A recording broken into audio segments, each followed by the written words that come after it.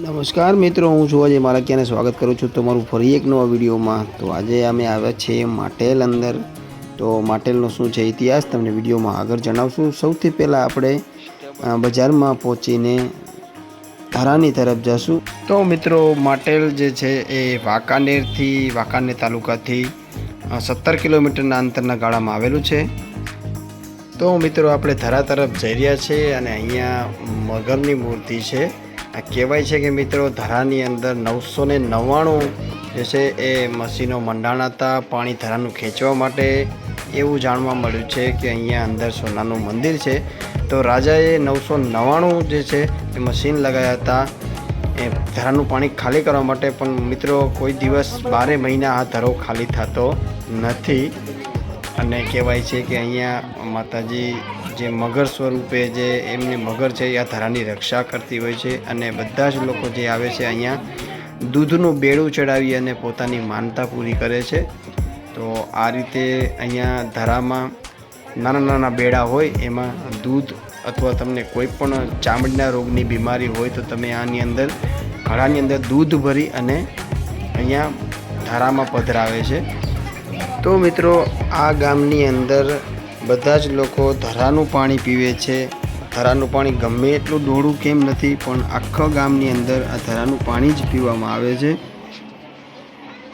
આખો શિયાળો ઉનાળો ચોમાસું કોઈ પણ ઋતુ હોય આ ધરો કોઈ દિવસ ખાલી થતો નથી અને બધા જ આખા ગામના વ્યક્તિઓ આ ધરાનું પાણી પીવે છે।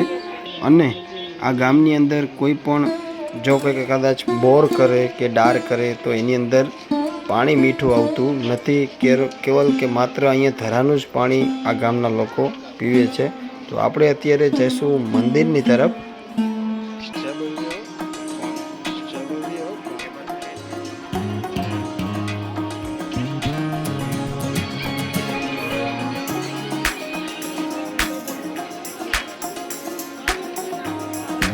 તો આપણે અત્યારે મંદિરના પ્રવેશ દ્વાર સુધી પહોંચી ગયા છે અને અંદર આપણે જઈને માતાજીના દર્શન કરશું અને સાથે તમને પણ દર્શન કરાવશું।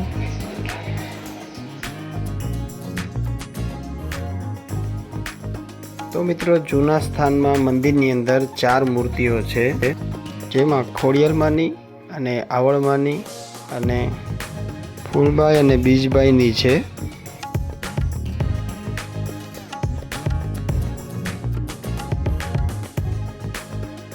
તો મિત્રો આપણે જઈશું ભોજનાલય બાજુ, જ્યાં પ્રસાદી આપણને ખીચડી, લાપસી અને સુખડી છે અને છાશ આપશે। ત્યાં કણે પ્રસાદી લેવામાં ખૂબ જ આનંદ થશે।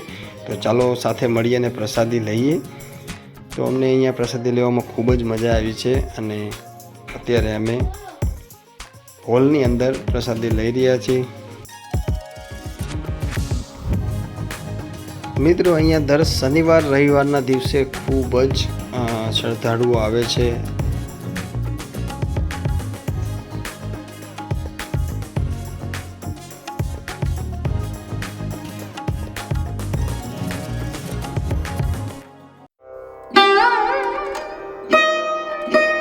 તો મિત્રો સામેની તરફ તમને દેખાય છે જે ખોડિયાલમાંની 7 બેનું સાથે છે અને અહીંયા સામે તેમનું સ્થાન છે।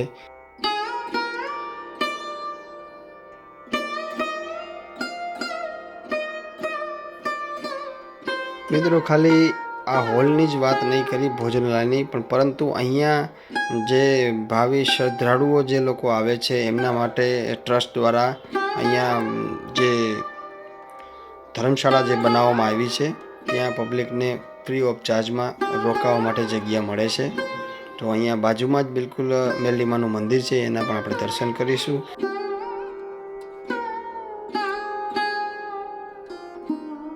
મિત્રો અહીંયા દૂર દૂરથી શ્રદ્ધાળુઓ આવે છે, પોતાની પગપાળા માનતા પણ પૂરી કરે છે।